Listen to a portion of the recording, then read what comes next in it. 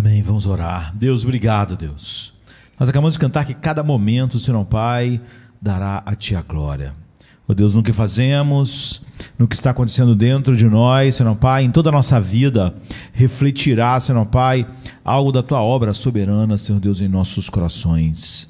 Não é difícil cantar, Senhor Pai, esta letra, Senhor Deus, não é difícil articular esses sons, fazer essa melodia, mas, Senhor Deus, viver de uma maneira, Senhor Deus, que Tu receba a glória em cada momento das nossas vidas. Depende, Senhor Pai, ó Deus, nada mais, nada menos do que o poder infinito do Teu Espírito Santo que habita em nós. Algo totalmente fora, Senhor Pai, de todas as capacidades humanas, mas, Senhor Deus, nós não pregamos sobre capacidades humanas, ó Deus, sobre habilidades humanas, sobre, Senhor Deus, como o homem é naturalmente.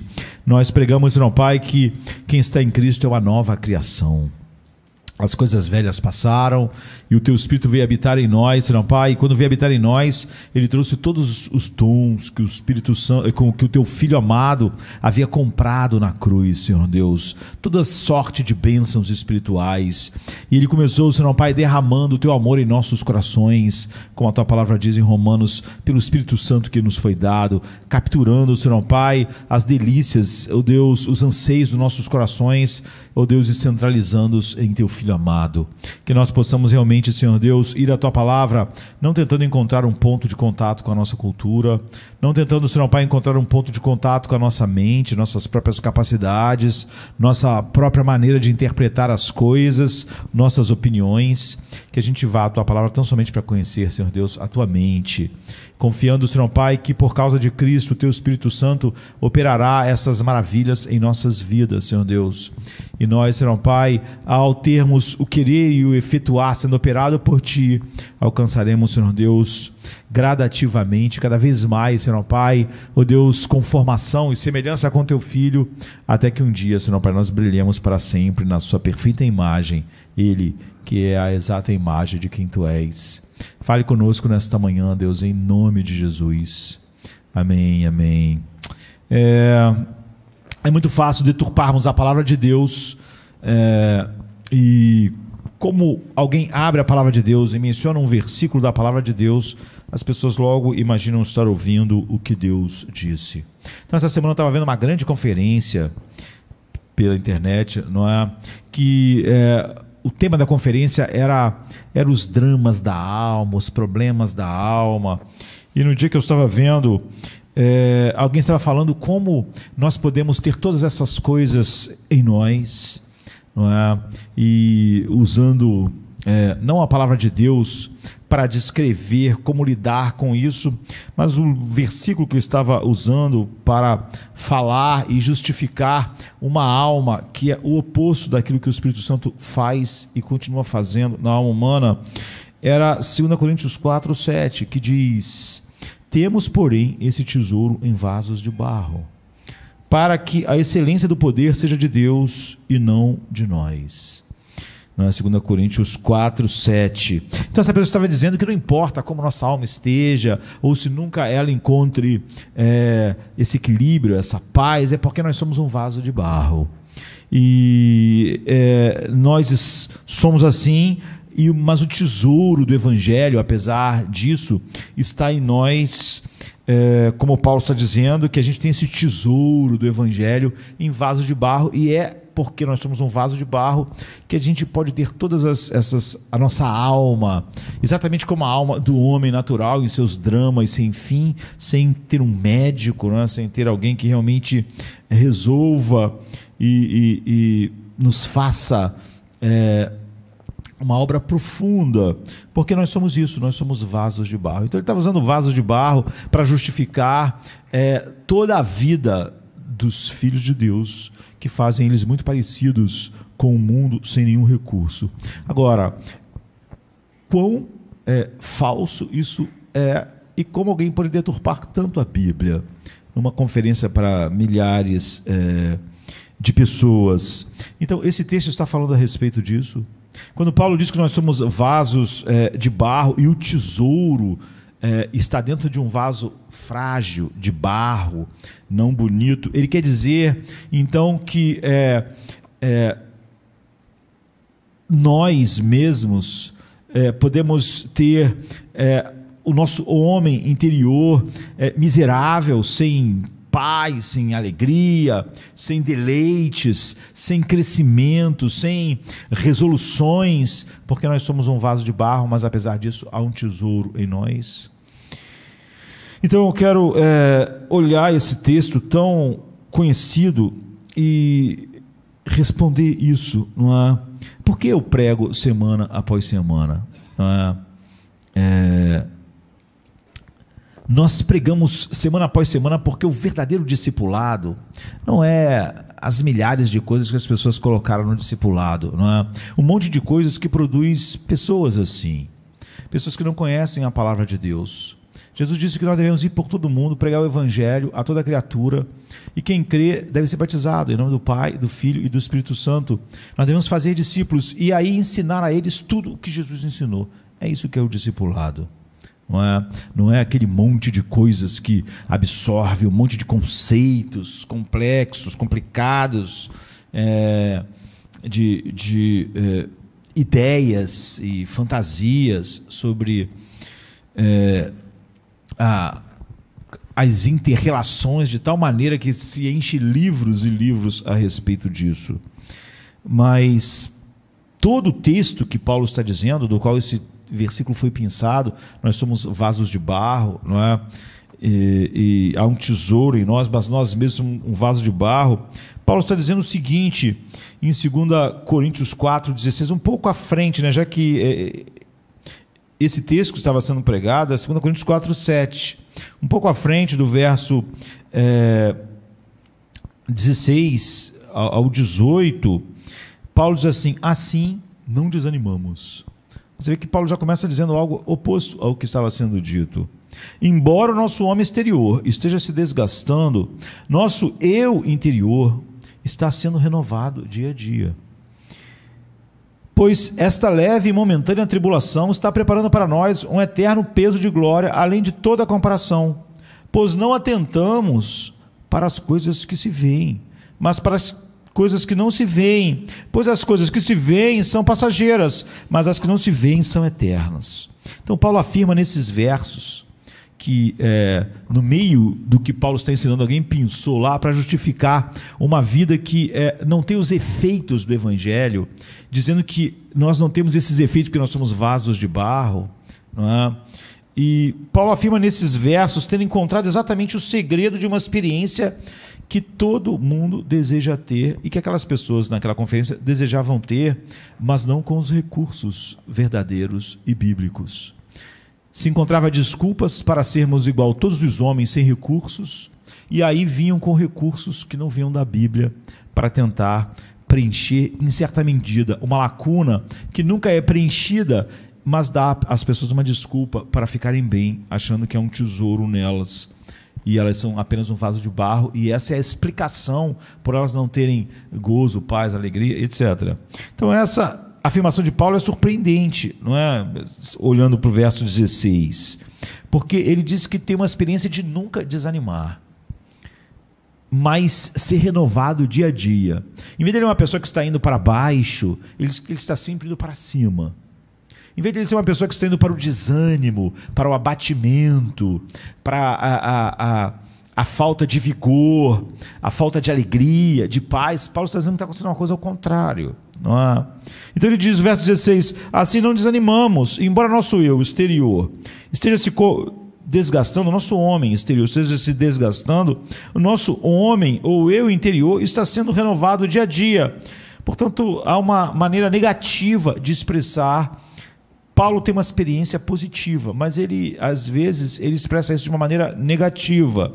Negativamente ele diz, nós não desanimamos, nunca. Eu nunca sou desanimado, eu nunca sou um vaso emborcado, eu nunca sou um vaso vazio, eu nunca sou um vaso carente de preenchimento. Positivamente ele está dizendo o seguinte, porque o nosso eu interior está sendo renovado dia a dia. Porque nós aprendemos o segredo. Paulo gosta de falar sobre isso, né? Do segredo. Ele lá em Filipenses diz que ele aprendeu o segredo de estar satisfeito em toda e qualquer circunstância.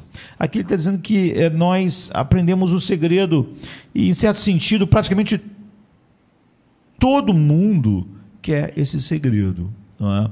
Aquelas pessoas lá, naquela conferência, as pessoas que estavam lá, estavam querendo o segredo, porque nós podemos testar isso que Paulo está dizendo de maneira negativa e positiva. Vocês vieram aqui hoje, alguns estão escutando pela internet, mas quem veio aqui hoje desejando, ansiando que alguém cantasse algo, algum hino, alguma música, não é? Ou que eu pregasse essa manhã algo que faria você desanimar totalmente? Algo que fizesse você ficar prostrado, abraçar o desânimo e saber que é assim mesmo. Alguém veio aqui essa manhã querendo desanimar, querendo ficar sem esperança? Exatamente porque ninguém veio assim, é fácil incutir nas pessoas uma falsa esperança. Como estava sendo dito, que embora não haja nenhuma resolução e o Evangelho não finalmente preencha as lacunas e as necessidades mais profundas da alma, ainda assim nós somos assim porque somos um vaso de barro e o Evangelho é um tesouro. Agora eu pergunto, não é difícil ver o vaso de barro feio, fraco, incapaz, mas onde está o tesouro? Não é? Você vê que a ideia do tesouro ficou completamente perdida. A diferença entre esse vaso de barro chamado Josemar, ou com o seu nome, e o mundo, é que há algo nesse vaso interiormente que não há nos outros vasos. Se eu sou exatamente um vaso vazio de barro, que está cada vez mais ficando velho e vai se quebrar, isso é tudo que eu tenho, eu sou simplesmente um homem do mundo.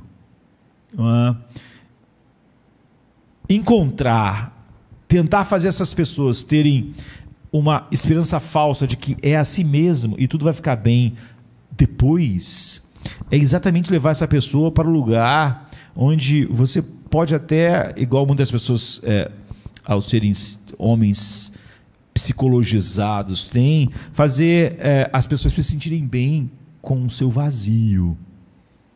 Mas certamente esse é um caminho que não vai acabar em um lugar em que essa pessoa estará completamente cheia de tudo que Cristo é. Então, alguém veio aqui querendo desanimar, né? Alguém veio aqui para que fosse sugado o fôlego de toda a sua esperança, como se pegássemos a esperança pelo pescoço, assim, apertássemos até não haver nenhum fôlego de esperança. Não. Exatamente por isso, por essa necessidade primais, assim, é fácil vender uma falsa esperança. Quando todo mundo quer demais uma coisa, é mais fácil empurrar para ela coisas falsas.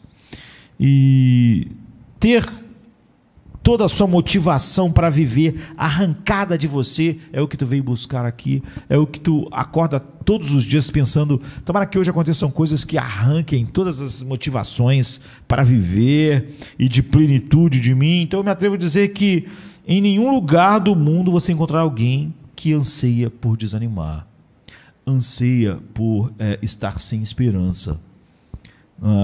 Então alguém diz, ajude-me a ficar sem esperança. Nunca aconteceu comigo. Não é? Nunca ninguém jamais me procurou e falou assim, olha, o problema meu é que eu tenho muita esperança, não é? Muita paz e alegria, eu queria perder um pouco. Você não podia falar uma coisa para tirar a minha esperança? Então, você não podia me ajudar nesta noite a perder a minha motivação? Ajude-me a ficar tão desanimado que eu me arraste pela vida, que eu não tenha a capacidade de ficar firme. Não, então se Paulo está dizendo a verdade aqui, ele encontrou um segredo de uma experiência que todos nós queremos, não é? Nunca desanimar, um segredo. Agora, como as pessoas podem pegar o texto do apóstolo Paulo, não é? Exatamente esse texto, para justificar alguém vazio de esperança, de alegria, de gozo, e dizer isso é assim porque você é um vaso de barro e há um tesouro. O tesouro não somos nós somos esse vaso de barro. Então, nós podemos testar essa afirmação positivamente. Se eu pudesse oferecer um caminho para que todo dia você pudesse ter sua alma renovada Renovada de quê? O que a nossa alma precisa? Ela não precisa de pão físico, não precisa de dinheiro, né? Nossa alma precisa de esperança, de alegria, de gozo, de paz, de força. E ninguém diria: eu não quero isso, não quero alegria, não quero paz, não quero força, não quero desanimar. Ou quero uma desculpa para me ficar desanimado, mas dizer que eu ainda sou um vaso cheio do Evangelho. Eu não quero o segredo de encontrar a verdadeira esperança momento após momento. Eu não quero o segredo de encontrar novas forças, novas alegrias, novos poderes, motivação contínua, alegria renovada. Então, se você realmente acreditasse que eu tivesse o segredo, ninguém diria que não quer. É óbvio que há pessoas que vão ter todas as justificativas para negar o que o Evangelho diz, não porque ela não quer alegria, esperança, paz e gozo, é porque ela não acredita que o Evangelho pode dar isso. Mas ela acredita em tudo o que o homem, ou a sabedoria humana, ou o humanismo diz para ela encontrar essas coisas, e ela vai em busca disso. Ela até vai gastar dinheiro se for necessário para isso, porque na verdade você vê que ela quer. O fato é que muitos não acreditam que o Evangelho, e muitos pregadores, eu estou falando sobre uma conferência que tinha milhares de pessoas, pregadores, mas as pessoas não acreditam. Então, não é tarde para nós, apesar de quão avançado esse câncer é no mundo e na igreja. Então, há pessoas, por exemplo, suicidas no mundo que querem que a vida acabe. Mas isso é porque elas tentaram e elas não acham que existe o segredo que Paulo diz. Ninguém que diz: o meu homem interior se renova dia a dia, pensaria em se matar. Ninguém que diz: o viver é Cristo, pensaria em se matar. Não adianta você falar: olha, não, mas essa pessoa disse que o morrer é lucro, por isso que ela quer se matar. Não. Você só pode dizer, como Paulo, que o morrer é lucro se o viver é Cristo. Se o viver é horrível e não é Cristo, então não se engane, morrer não vai ser lucro. Se nós não encontramos paz em Cristo aqui, não encontraremos em outro lugar. Se Jesus não for o Emanuel, o Deus conosco, o príncipe da paz, a nossa vida, o amado da nossa alma, agora, ele não vai ser em momento nenhum. Nós só podemos dizer que morrer é lucro se o viver é Cristo. É isso que Paulo diz. Então, porque para mim o viver é Cristo e o morrer é lucro. Se eu não encontro Cristo na vida, né, o deleite, o gozo, morrer é o desespero.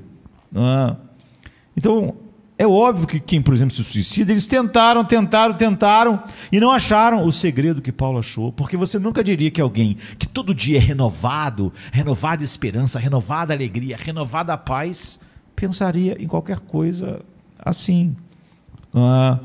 E eles perderam o ânimo, eles perderam toda a vontade de ver, eles estão na escuridão, não há nada, não há nenhuma luz nesta vida, não há a luz do mundo. A mesma escuridão que está sobre o mundo está dentro de mim. Eles perderam, eles não acham que há como ser renovado em esperança, em força e alegria dia a dia. Eles acham que é tarde demais. E, como eu disse, exatamente porque o viver não é Cristo, o morrer não pode ser lucro. Algumas pessoas dizem: se o teu viver não é Cristo, morrer ainda pode ser lucro. Mas isso é falso. É falso. Nós podemos pegar um verso como este, nós somos um vaso de barro, para justificar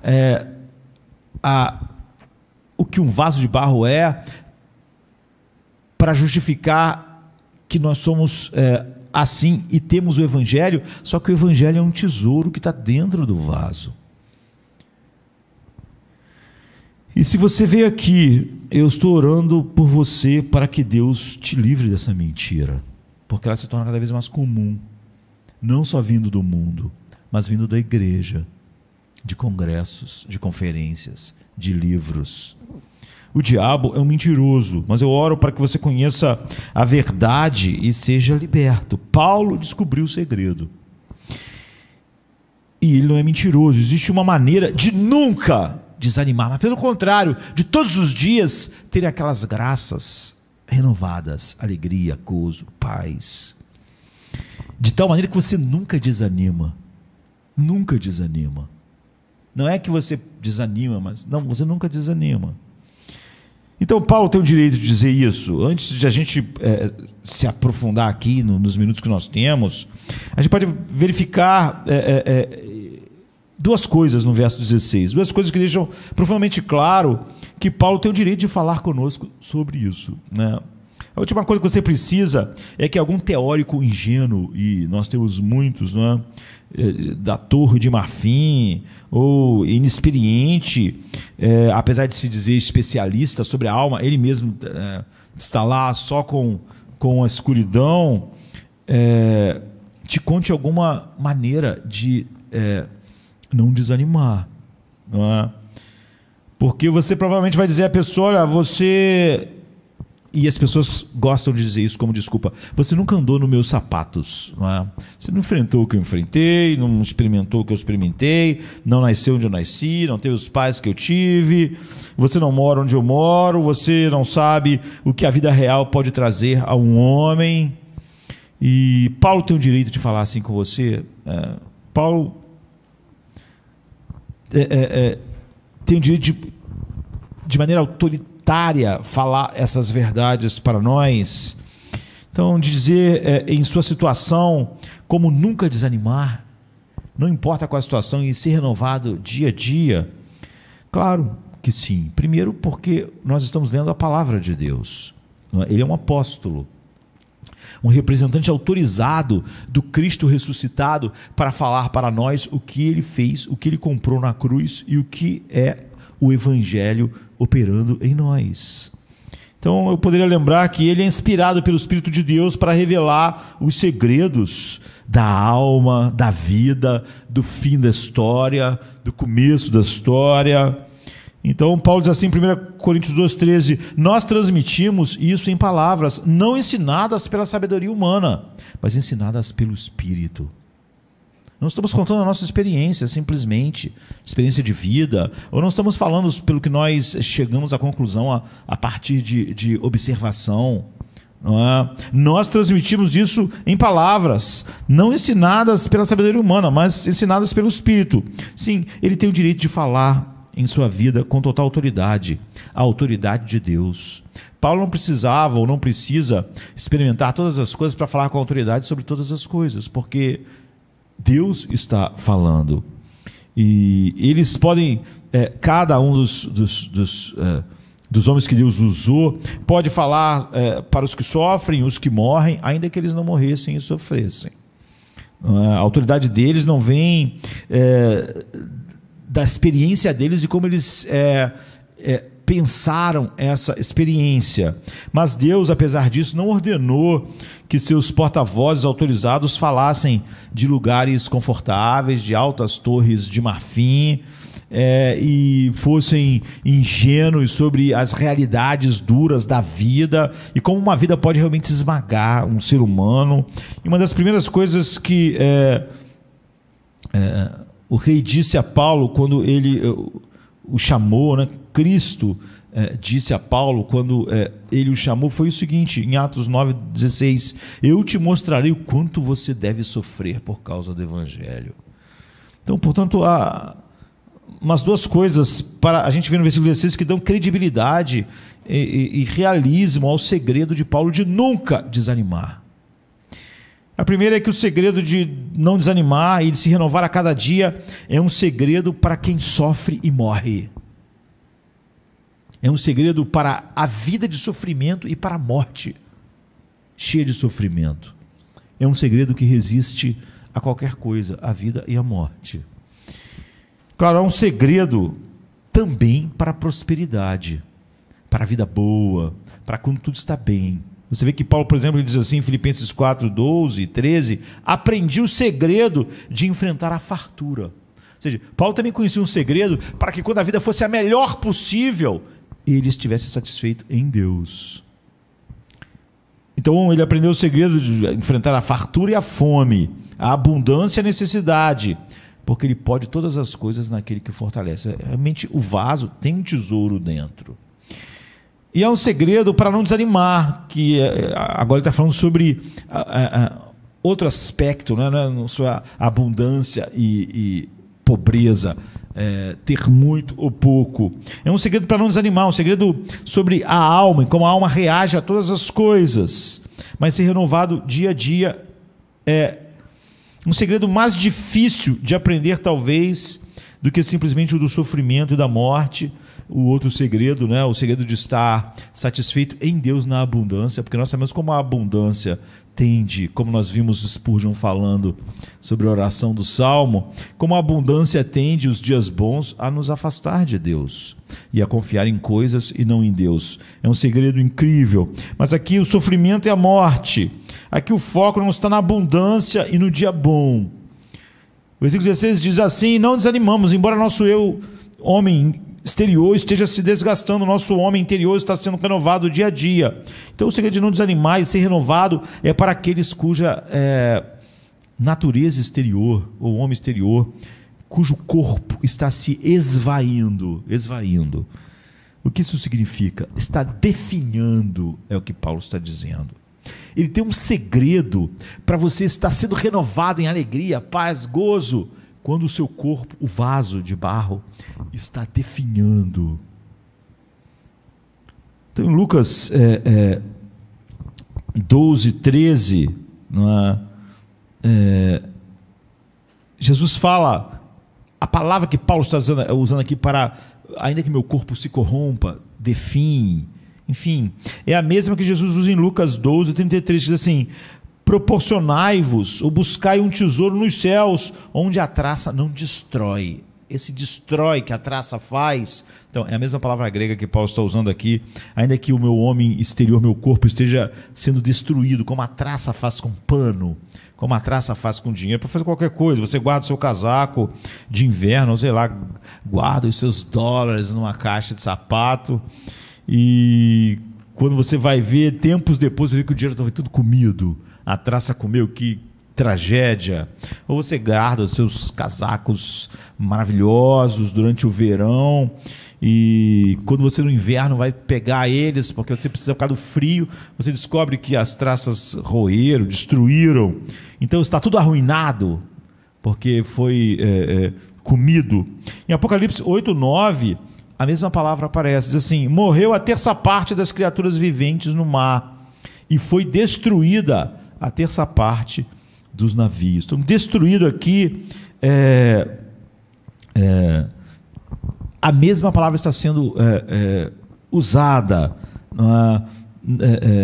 está sendo lançados coisas ao mar, navios virando e sendo destruídos, sendo corrompidos naquilo que eles foram criados pelo homem para ser. A palavra é a mesma. Em Apocalipse 11, 18 diz: as nações se enfureceram, mas veio a tua ira e o tempo para destruir os destruidores da terra.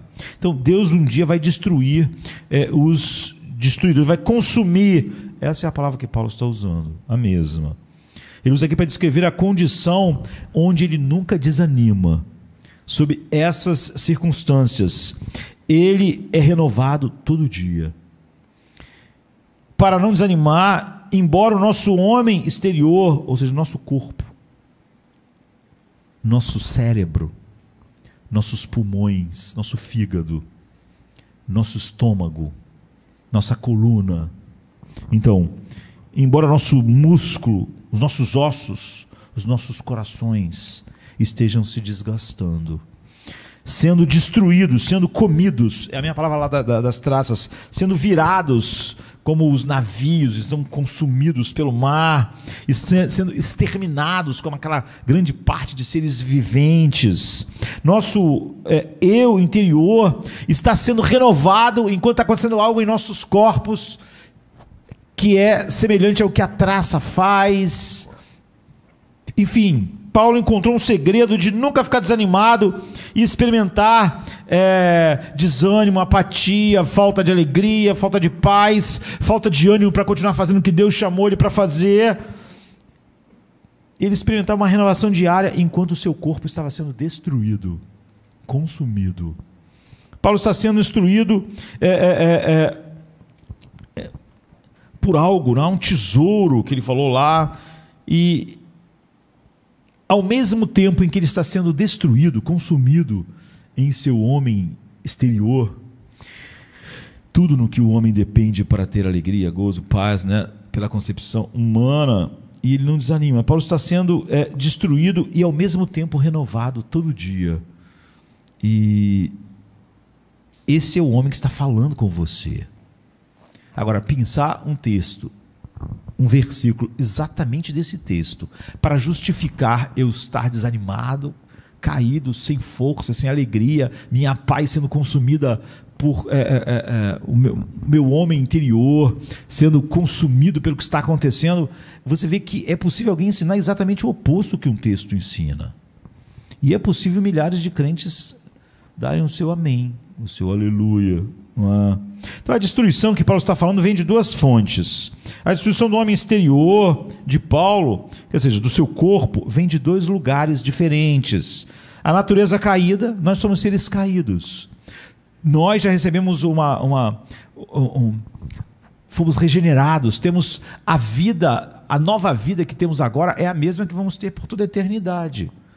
Mas por sermos caídos, a maldição de Deus lançou uma futilidade sobre toda a criação: corrupção, dor e morte. É o que Paulo diz em Romanos 8, 20 a 23. A criação foi submetida à futilidade, essa futilidade de que tudo está sendo comido por traças, sabe?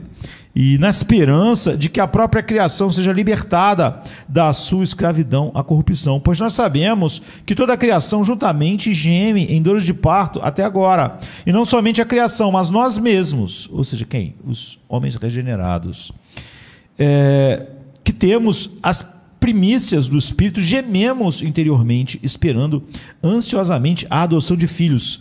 Aí ele diz especificamente a redenção dos nossos corpos. Nós já somos redimidos, mas nossos corpos estão sendo desgastados com toda a criação, porque foi colocada debaixo da futilidade. E nós então esperamos a redenção desse corpo. Então Deus salva seus filhos em etapas, não todas de uma vez. Nós já estamos perdoados, justificados, o Espírito Santo habita em nós, o amor de Deus foi derramado em nossos corações pelo Espírito que habita em nós. Ele traz todas as bênçãos espirituais, começa a aplicar a elas, nos moldar pela palavra, a imagem de Cristo, mas ainda não estamos livres da corrupção dos nossos corpos e da morte. E nós vamos definhar, todos nós aqui nessa sala, e nós vamos morrer. Ou então nós seremos, se nós não definharmos naturalmente assim, então o que vai acontecer é que nós vamos ser arrastados por uma inundação, nós vamos ter um acidente de automóvel, ou vamos ser atingidos por um raio, ou então vamos morrer de câncer.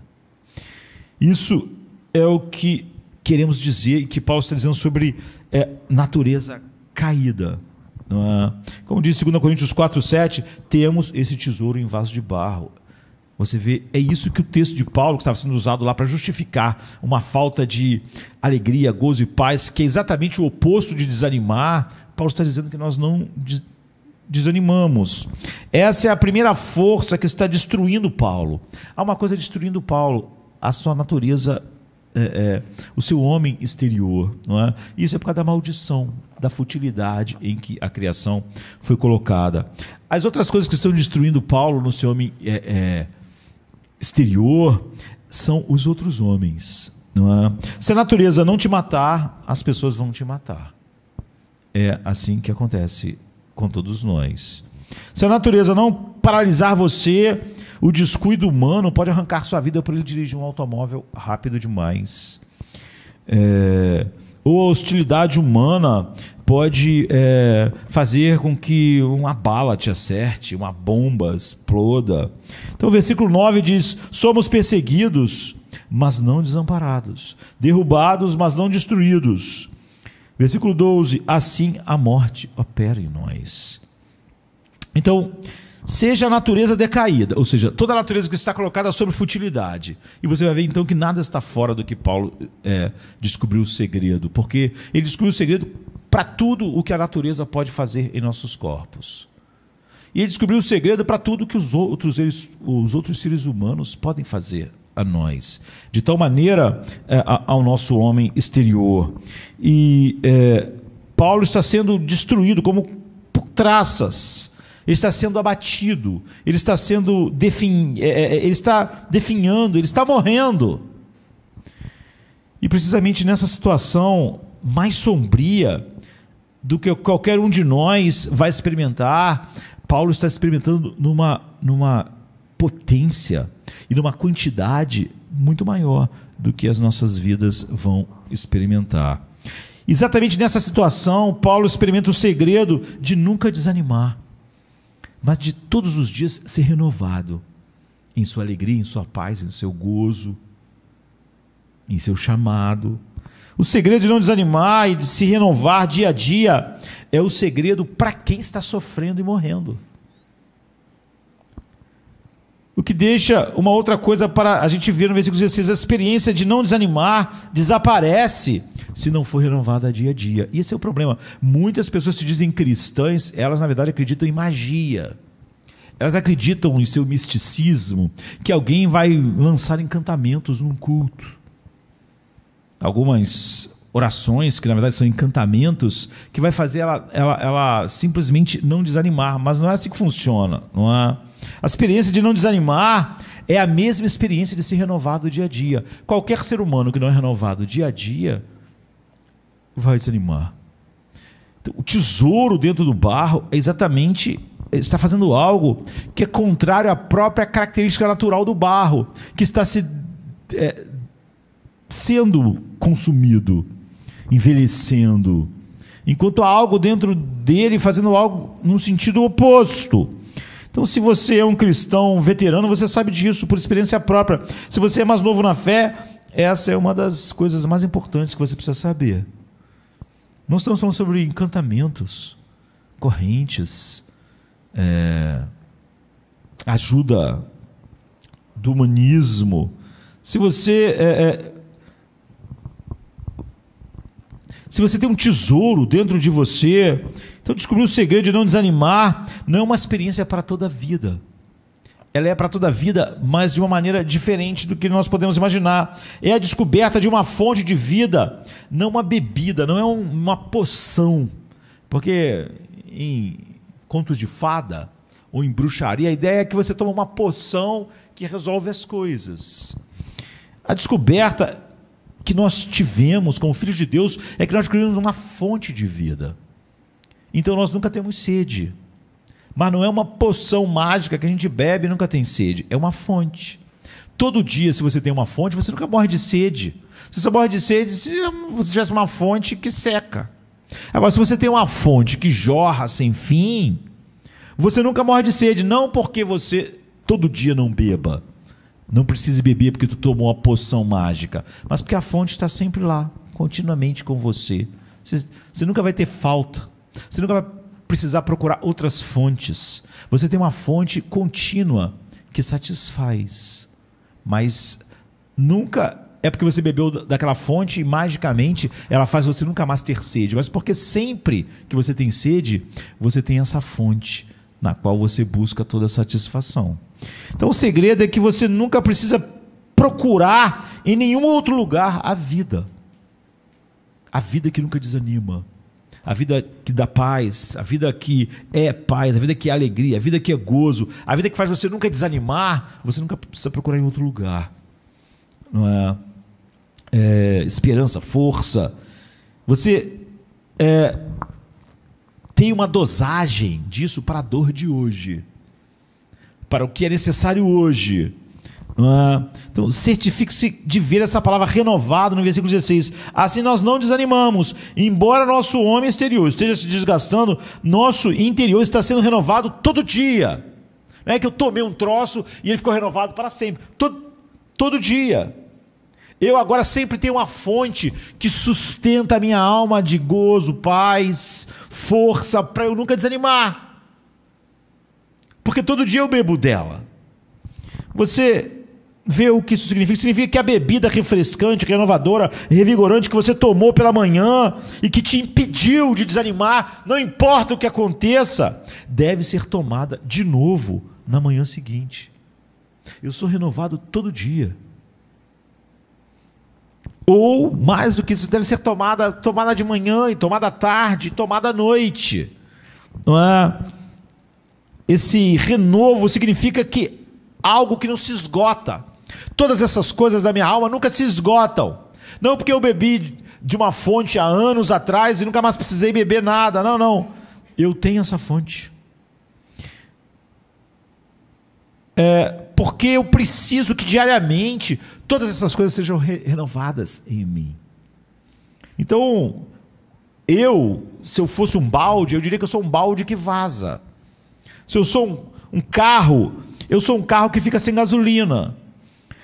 Ou seja, como nossos corpos biológicos, eu tenho metabolismo espiritual, você come. Mas por que você fica com fome de novo? Porque o metabolismo funciona. Ele tira energia para você viver do que você comeu. Mas aí então você precisa comer de novo. E o meu metabolismo espiritual de Josemar Bessa se banqueteou com a refeição renovadora da glória de Cristo pela manhã. Mas agora eu preciso de outra. Jesus disse em Mateus 6,34: basta a cada dia seu próprio mal, seu próprio problema, seu próprio definhamento, sua própria corrupção do meu corpo, fígado, rins, sua própria aflição, suas próprias traças, a gente pode dizer assim, seu próprio ferrugem. Basta a cada dia o ferrugem daquele dia, a perseguição daquele dia, a dor daquele dia, ou a morte daquele dia. Cada dia tem um seu. Nunca vai ter um dia nesse mundo sem traça, sem ferrugem.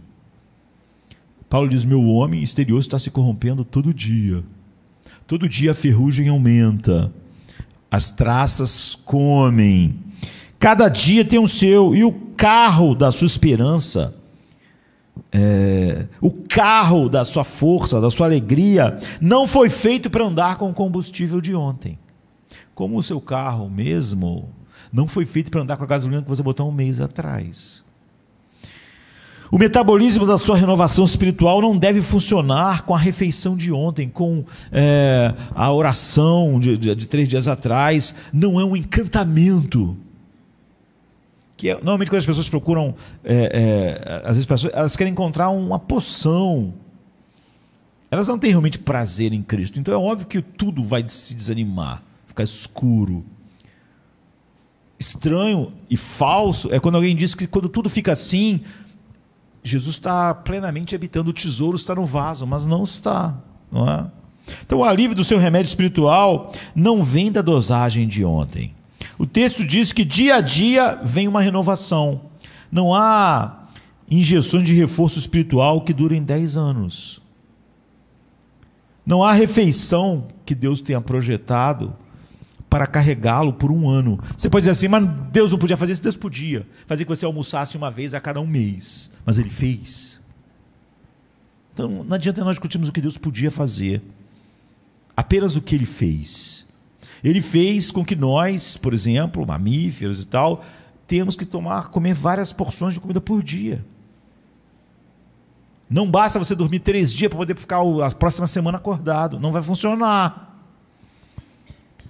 Então não há nenhuma refeição espiritual projetada por Deus para carregá-lo por 1 ano. Não há tanques de gasolina no carro da sua fé, não é? Grande o suficiente para não precisar de reabastecimento diário.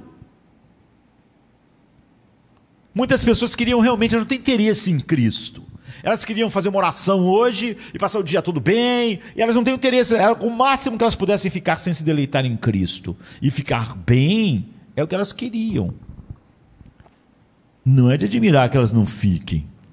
Veja o que ele diz: nosso homem interior está sendo renovado dia a dia, na mesma proporção que o nosso corpo está sendo consumido. Por isso nós nunca desanimamos. É por isso que a Bíblia não apenas disse: basta a cada dia o seu próprio mal, mas também disse: as misericórdias do Senhor se renovam a cada manhã. que é isso? Tem gente que fala essas palavras só como poema. As misericórdias se renovam a cada ano. Que Jeremias está falando lá? Lamentações 3. Dia após dia, ele renova a esperança.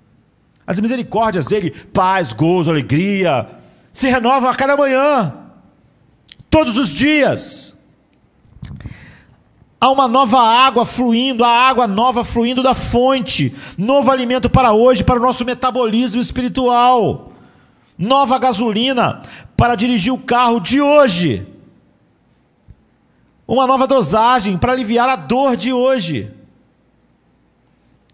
Por que nós precisamos de uma renovação diária? Podemos ver na passagem anterior, né, do verso 7 ao 15, que há uma razão para Deus projetar a coisa dessa maneira, não é? Então não fique diante de Deus e reclame com Ele que Ele está salvando você dessa maneira. Era como se você na hora do almoço reclamasse que você almoçou ontem e Deus podia ter feito você de um jeito que você não precisasse comer hoje. Não murmure contra Deus que o caminho para o céu requer tantos milhares de atos de renovação diária para não desanimar. Deus está fazendo isso, você vê, isso é maravilhoso. Ele desenvolveu em nossos corações uma dependência contínua do seu Filho. Não diga a Deus que você conhece um caminho melhor, você não conhece. A bandeira dos nossos cultos aqui em Jardim da Luz, eu diria que é um só lhe deu glória. Somente a glória a Deus. E o que diz o versículo 7? Temos esse tesouro em vaso de barro, ou seja, jarros que precisam ser reabastecidos de novo, todo dia. Não temos um jarro que pode ser colocado nele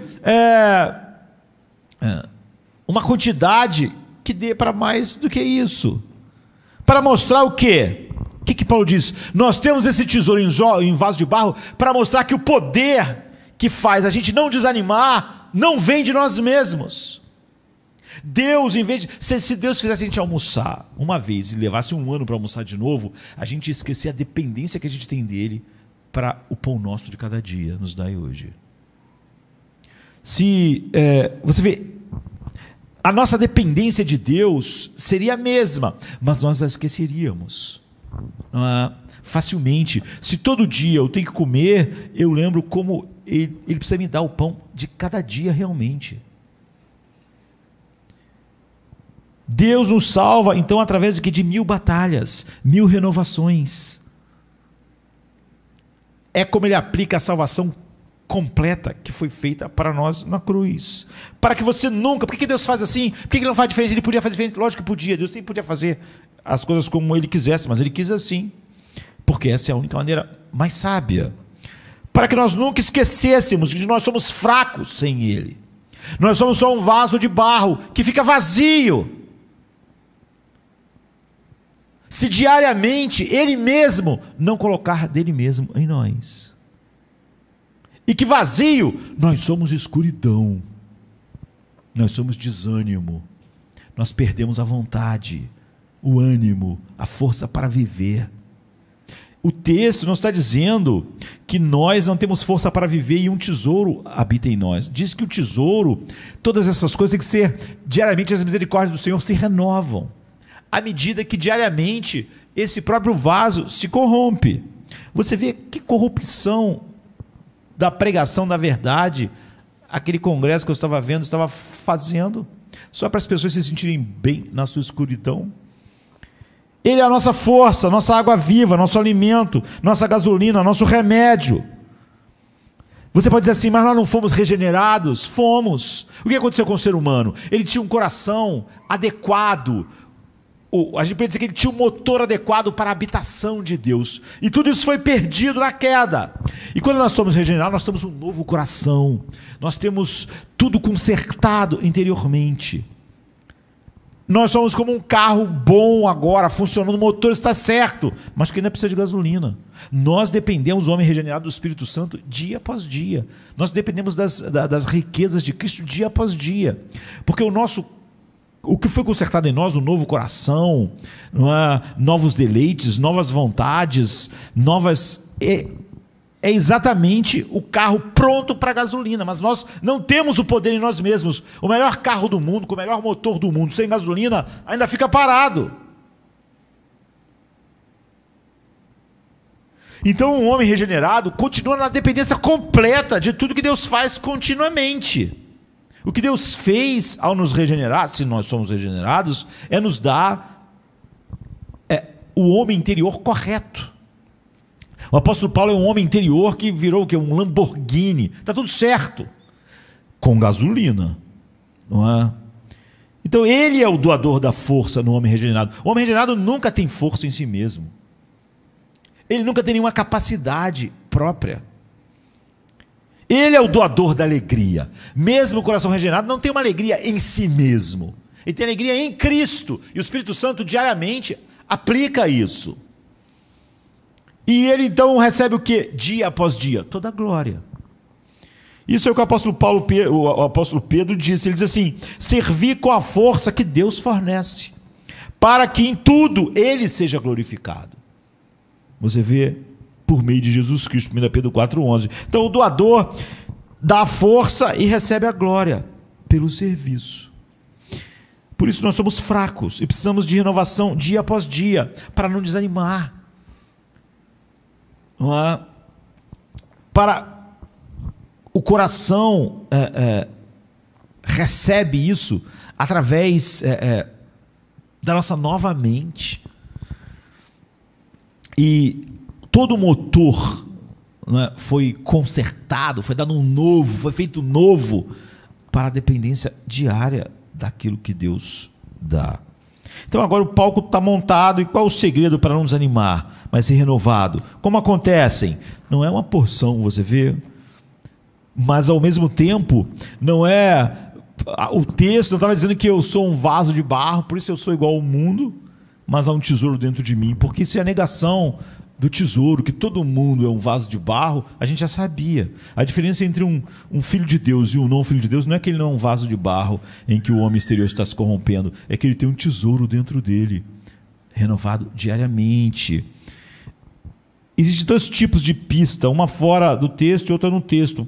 Primeiro, a gente deve considerar fora. Paulo usa o verbo renovar em outro lugar. E em todos os seus escritos, Paulo gosta de usar essa expressão. Em Colossenses 3, 9 e 10, ele diz: vocês se despojaram do velho homem com suas práticas e se revestiram do novo homem, que se renova para o conhecimento segundo a imagem do seu Criador. Portanto, a pista é a frase no conhecimento. Nosso eu interior, não o homem exterior, nosso corpo. Nosso novo eu regenerado e confiante em Cristo está sendo renovado. Como? No conhecimento. Ser renovado dia a dia vem através do que nós colocamos em nossas mentes. Renovado no conhecimento. Deus projetou a glória do ser humano de tal forma que a condição do nosso coração é profundamente influenciada pelo conteúdo na nossa cabeça, ou pelo que a mente consciente focaliza. E aquela pessoa lá estava fazendo exatamente o oposto, né? Estava esvaziando a mente das pessoas da verdade de Deus, terrivelmente usando um verso fora do que Paulo está dizendo no texto. Então, mais do que conhecimento, mas não menos, nós devemos pensar. Eu estou dizendo isso com cuidado para não exagerar. Conhecimento por si só, sem o Espírito Santo aplicando esse conhecimento por iluminação milagrosa, só produz uma coisa: orgulho. Quase todo debate teológico na internet, mesmo quando alguém está debatendo do lado certo, é só orgulho. Aquela pessoa às vezes está com a vida toda destruída e está ensinando sobre o casamento, sobre o que um homem deve ser. O cara é um péssimo marido. Às vezes só quer falar sobre a masculinidade bíblica, sobre a feminilidade bíblica. Péssimos. Aquilo é só algo que a pessoa lê em algum livro. Estão repetindo. Então Paulo disse em 1 Coríntios: esse conhecimento incha, ele não constrói, ele não edifica, não é? Conhecimento sem o Espírito Santo faz você ter um conhecimento que daqui a pouco você está justificando o fato de não ter alegria, não ter gozo, não ter paz. Ele não edifica alguém, de fato. Eu sei que há muitas pessoas cujas cabeças são cheias de declarações verdadeiras sobre Deus e a Bíblia, que são de fato filhos do inferno. É o que nós meditamos, por exemplo, na semana passada. Não é? Mas eu não conheço nenhum cristão que se renova dia a dia para não desanimar sem colocar a verdade bíblica na cabeça. Ou seja, você pode ter a verdade bíblica, ser o Espírito Santo, e isso ser lixo para você ser um desperdício. Mas não há ninguém que realmente está sendo renovado dia a dia que não tenha a verdade bíblica na cabeça. Naquela conferência que estava sendo colocada na cabeça delas algo que não é verdade bíblica, certamente ninguém vai ser renovado dia a dia, nem ter o que Paulo diz. Em outras palavras, é preciso mais do que saber corretamente, mas não menos. Todo saber correto sem o Espírito Santo só gera orgulho, mas não há renovação diária sem conhecimento correto da verdade de Deus. Então que isso penetre, porque terá um efeito enorme na nossa vida, no nosso chamado. Deus projetou a glória do ser humano de tal forma que a condição do nosso coração é profundamente influenciada por aquilo que a gente põe na cabeça. Eis o drama das pessoas encherem, falarem que amam Deus, mas encherem a sua mente da sabedoria do mundo, do humanismo, etc. Porque nunca vai acontecer o que Paulo está experimentando. E então, de se admirar que ela não tenha nenhuma dessas coisas que eram renovadas em Paulo todo dia: alegria, paz, confiança, gozo, de tal maneira que ele nunca desanimava. É óbvio que não. A questão aqui não é desanimar simplesmente. Você vê que toca o coração. A nossa primeira pista diz: não desanimar está profundamente ligado a você não perder a verdade. Se você perder a verdade, você vai desanimar. O mundo inteiro está na escuridão por causa disso. A força renovada no coração está profundamente ligada ao conhecimento renovado. Vos renoveis no conhecimento da verdade, como Paulo diz lá em Colossenses. Então essa é a primeira coisa, o uso de Paulo da palavra ser renovado em Colossenses, renovado em seu conhecimento. Então a cabeça é serva do coração. E a segunda coisa é exatamente o que você esperaria, aponta para a mesma coisa. A cabeça, o saber servindo ao coração e à alma. Se a cabeça de alguém serve para ela justificar, catando versos, porque a alma dela está sendo destruída pelas traças, essa pessoa só está se enganando e enganando outras pessoas. Porque o verdadeiro conhecimento, o verdadeiro tesouro, faz exatamente o oposto. Enquanto o nosso homem exterior está se corrompendo, o nosso homem interior não está se corrompendo. Pelo contrário, está sendo renovado todos os dias. A primeira palavra, então, no versículo 16 é assim, conectando isso com o conhecimento do que aconteceu antes. E a primeira palavra, após o verso 16, é para, conectando ela com o conhecimento que vem depois. Para não desanimar, embora o nosso homem exterior, esteja se desgastando, o nosso homem interior está sendo renovado dia a dia. Então, pois, essa leve... Você vê que depois que ele fala isso, ele tem um pois. Pois essa leve e momentânea tribulação está preparando para nós um peso eterno de glória. Então, qual é a palavra para assim no início do versículo? Ou portanto. Então, qual é a palavra para no início do 17? Ou porquê? Então, você sabe que essas palavras a gente usa elas o tempo todo. E você sabe como elas funcionam. Eu estou com fome. Eu já estou com fome aqui, já passou de meio-dia, né? Então, portanto, eu vou comer daqui a pouco.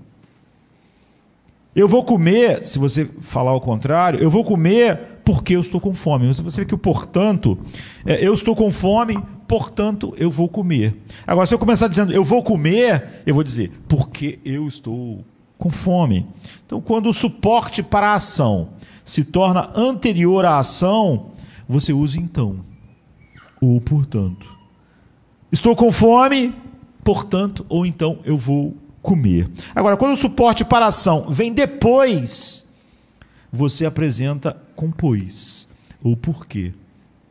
Eu vou comer, pois eu estou com fome. Eu vou comer porque eu estou com fome. Então, minha fome é a razão pela qual eu vou comer.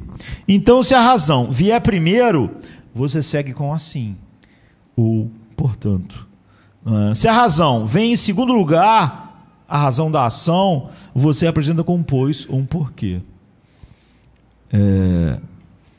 Agora, você pode estar pensando, isso é estranho, né? Nós não viemos ao culto para fazer para ficar falando em gramática e como a nossa língua funciona. Ou termos uma aula de lógica.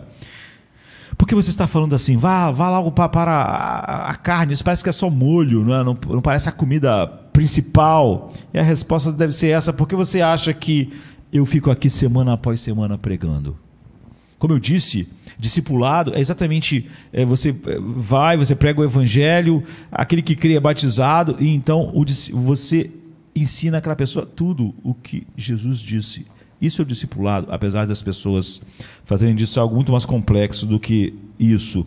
Então, por que eu prego aqui semana após semana? Não é porque eu sou legal, não é porque eu sou ligado ao pensamento cultural. Acho que as pessoas já perceberam que eu não sou nada ligado ao pensamento cultural, humanista.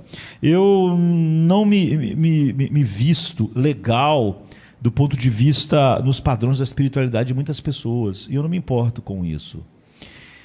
Eu não falo legal, ou seja, o meu objetivo quando eu falo não é fazer as pessoas simplesmente se sentirem bem.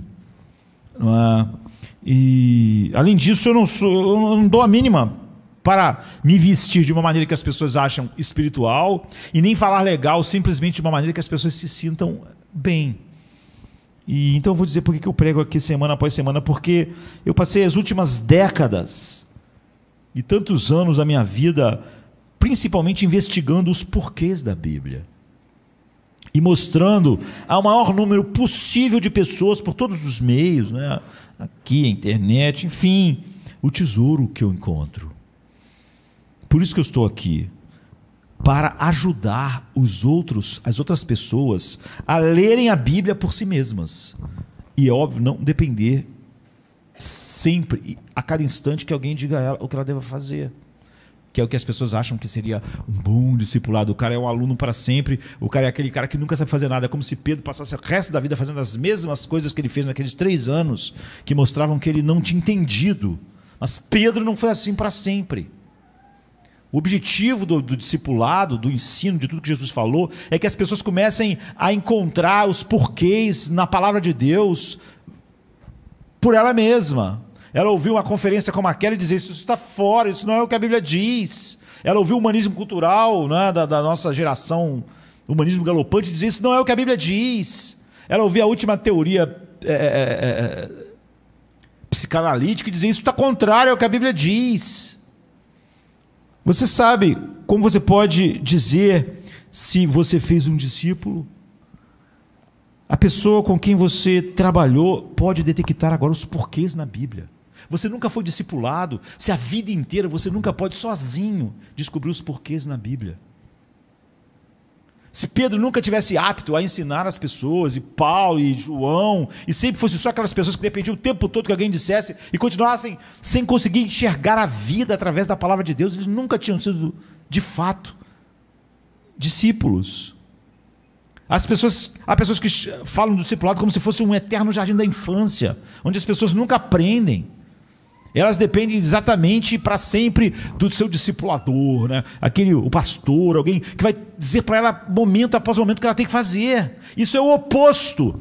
O discipulado é ensinar as pessoas tudo o que Cristo diz, para que elas entendam os porquês da Bíblia em todas as situações. Ela mesma possa cavar tesouros que a Bíblia contém, e isso exploda em seu coração em poder, esperança, alegria, gozo, e ela nunca desanime. Como esses homens que vão ser assassinados, perseguidos, mortos, não desanimaram. Então eles foram discípulos de verdade, não é? Então, até então, eles não têm nenhuma vida espiritual que possa ser realmente vida espiritual, porque eles não têm como achar, momento após momento, o que eles precisam. Você precisa ser renovado diariamente, achar os porquês resolvidos na Bíblia continuamente. Então a grande necessidade na igreja dos nossos dias, em nosso discipulado, é a pregação e ensino que trate das palavras do texto e mostre por que elas estão lá. E faça isso com o objetivo de ajudar outros a começarem a ver por si mesmos, todos os dias, qual é a vontade de Deus, o que Deus falou sobre cada assunto. Então eu digo novamente, a segunda pista para o segredo de não desanimar, mas ser renovado, é que a palavra assim, no início, aponta para o apoio renovador massivo do coração, que está do versículo 7 ao 15. E a palavra porque, no início do versículo 17, aponta para o apoio que vem depois. Apoio para o coração que nunca desanima, do 17 e 18. E a gente já ouviu uma mensagem, eu preguei já aqui uma mensagem sobre o versículo 7 a 15, mas aqui está um vislumbre do que eu quero dizer sobre o tesouro sendo desenterrado. A palavra, portanto, no início do 16, diz assim, versículo 7, temos o tesouro de Cristo, seu evangelho, em corpos fracos, Paulo diz, em corpos que estão se corrompendo, músculos, coração, fígado, para que toda a glória seja de Deus. Portanto, não desanimamos. É o que ele está fazendo. Versículo 8 e 9, somos atribulados, mas não somos esmagados. Ficamos perplexos, mas nunca desesperados. Nós somos perseguidos, mas nunca nós somos abandonados. Nós somos derrubados, mas ninguém e nada pode nos destruir. Portanto, porque isso é verdade, nós não desanimamos. Versículo 10, nós carregamos em nosso corpo a morte de Jesus. A vida de Jesus se manifesta em nosso corpo. Portanto, porque nós carregamos não só a sua morte, mas como a sua vida, nós nunca desanimamos. Versículo 14, Deus nos ressuscitará dos mortos com Jesus e nos levará à sua presença. Portanto, nós não desanimamos.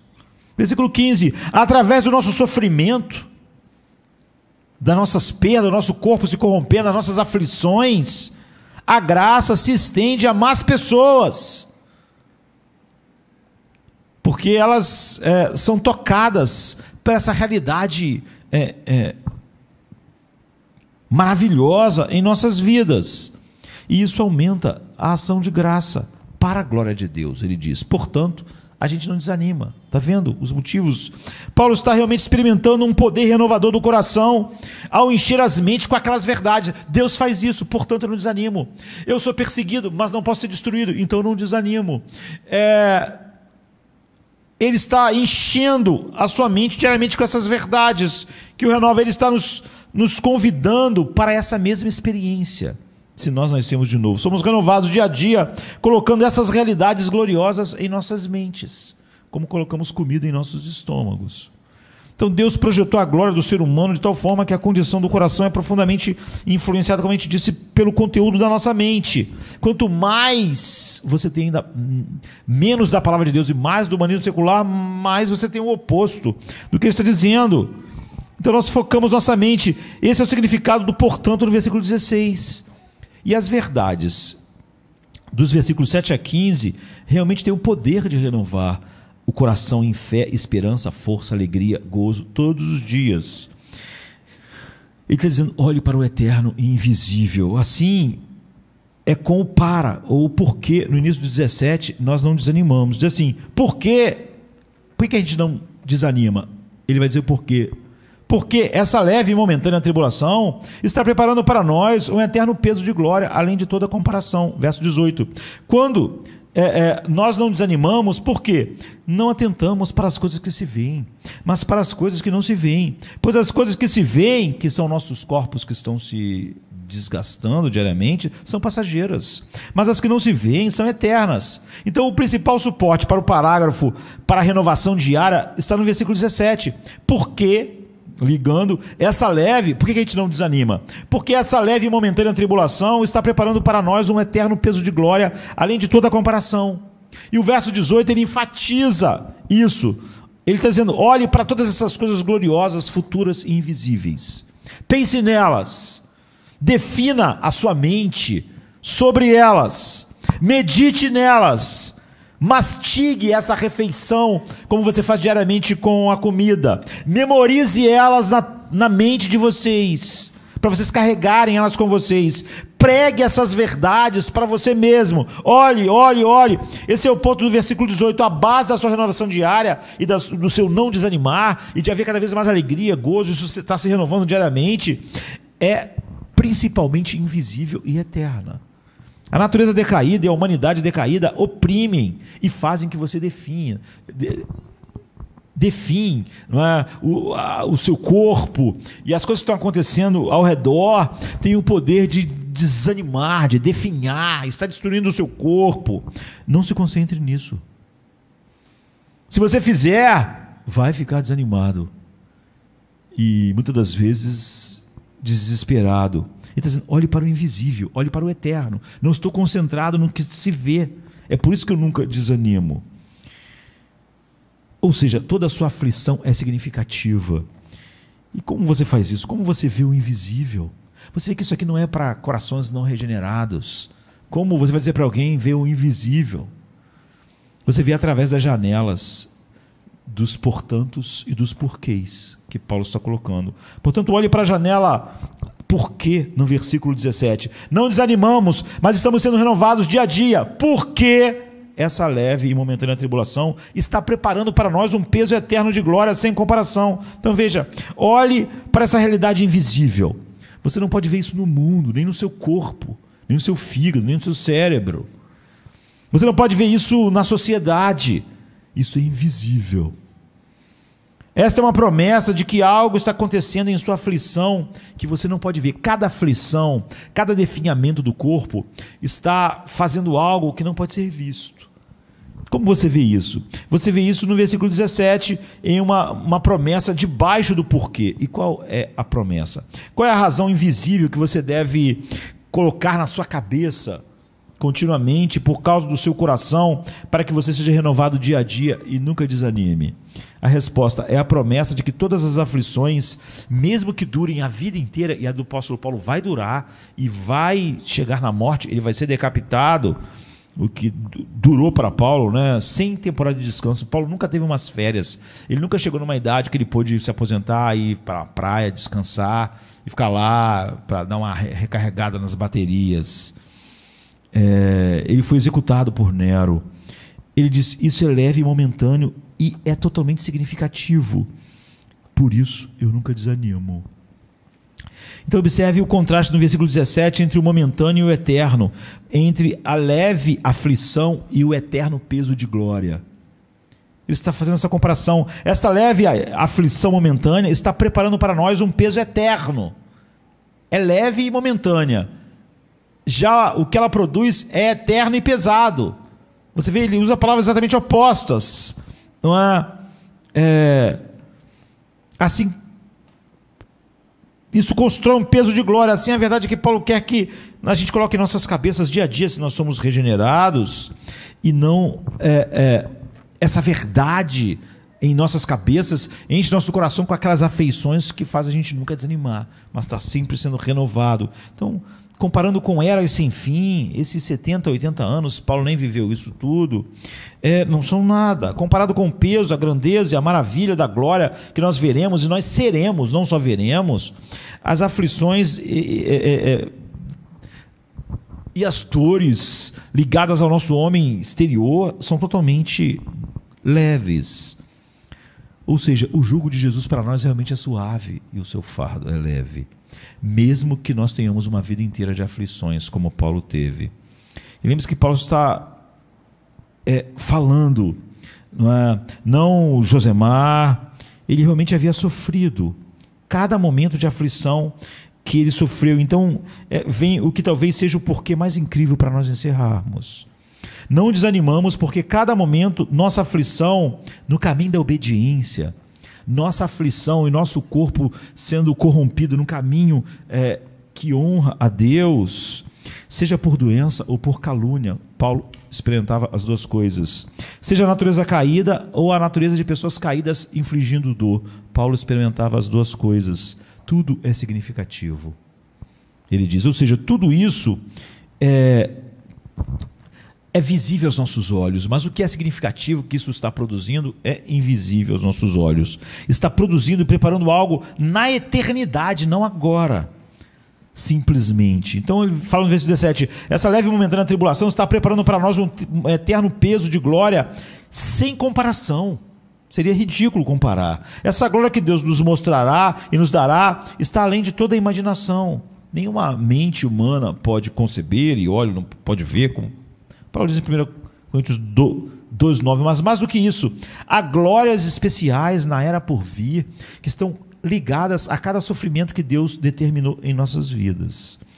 Ou seja, cada um de nós vai experimentar glórias particulares, porque nós enfrentamos aflições particulares. Paulo experimentará coisas na eternidade que Josemar não vai experimentar, porque Josemar não experimentou as aflições particulares de Paulo. Mas Josemar também vai experimentar glórias peculiares às aflições que Deus decretou em sua vida.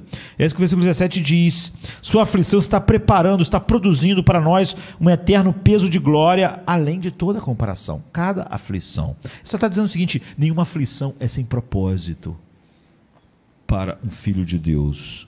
Isso é o que eu quero dizer. Eu dizer que cada momento da sua aflição é significativo, tem significado, porque aquilo está fazendo algo, não só no tempo, mas fora do tempo, causando algo, trazendo algo glorioso que não existiria na eternidade se isso não existisse no tempo.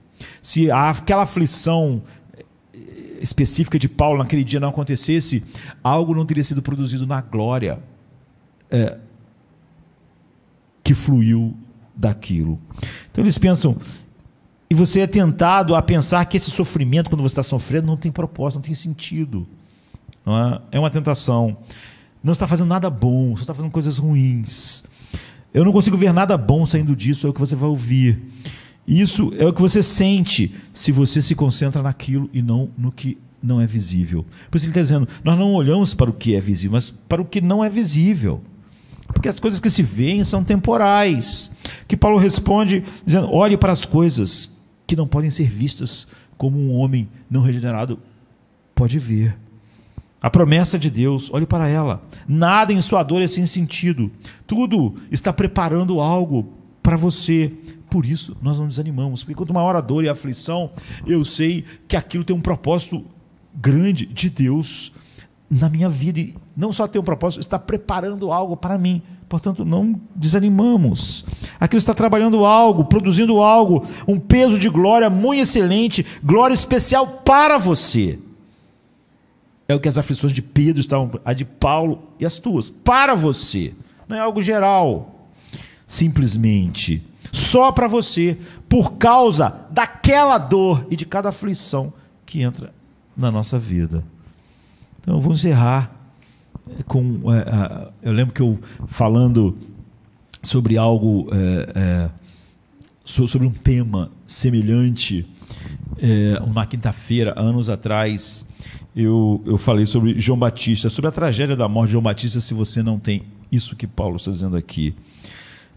De um ângulo, eu lembro que eu falei que essa deve ser uma das histórias mais trágicas da Bíblia, a história de João Batista. Eu não posso ler ela sem pensar nisso.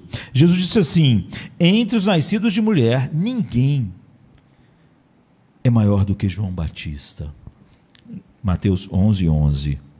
E agora, João Batista estava na prisão porque ele disse publicamente, hoje as pessoas da igreja criticariam ele, a igreja que quer ser relevante, porque as pessoas dizem que você não deve se importar, não deve se intrometer, né, nesse tipo de assunto, mas João disse publicamente, não, rei Herodes, não é lícito tu possuir a esposa do teu irmão Filipe, Herodias, você está vivendo em adultério. Ele disse isso para o rei, não é? E enquanto, por causa disso, ele foi preso. Enquanto ele estava sentado ali sozinho na prisão, imaginando, é assim que o reino deve vir, já que ele veio preparar o caminho do Senhor. Herodes está dando uma festa. Então pense em João Batista lá na cadeia, lá nos porões do palácio, não é? Numa cadeia escura, preso. Ao mesmo tempo, naquele mesmo palácio está acontecendo uma festa de aniversário. E para um pequeno bônus sexual na depravação daqueles dias, como é hoje, os convidados vão ter a enteada dele dançando, uma dança sensual para os convidados que já beberam, enfim. E ela era tão linda, né, tão agradável, que Herodes prometeu, depois da sua dança sensual, que todos gostaram, o que ela quisesse. E ela consulta a mãe dela, e a mãe dela odiava João Batista porque ele ficava dizendo que ela não era a verdadeira mulher do rei, que ela estava em adultério. E ela pediu de presente: eu quero a cabeça de João Batista, instruída pela mãe, em Mateus 14:8. E em 2 versos está acabada a vida de João. Isso é uma história trágica. Quantas vezes na minha vida eu me coloquei no lugar de João, naquela cela, naquele dia? Ele está sentado na prisão. Pense em João sentado na prisão. O que João está esperando? Ele está esperando ser solto. Ele está esperando continuar seu ministério. Ele era um homem completamente dedicado à glória de Deus. E João tem 30 anos, a idade do meu filho Mateus, não é? 30 anos, ele é jovem. Então imagine alguém de 30 anos que tem um monte de coisa para fazer e viveu esses 30 anos de uma maneira que glorificou a Deus, e de repente está lá na cadeia, não é? E a porta se abre e 2 homens, um com uma espada, entra, e há aquele momento de silêncio. Então o carrasco diz: olha, não, se ajoelha aí, não é?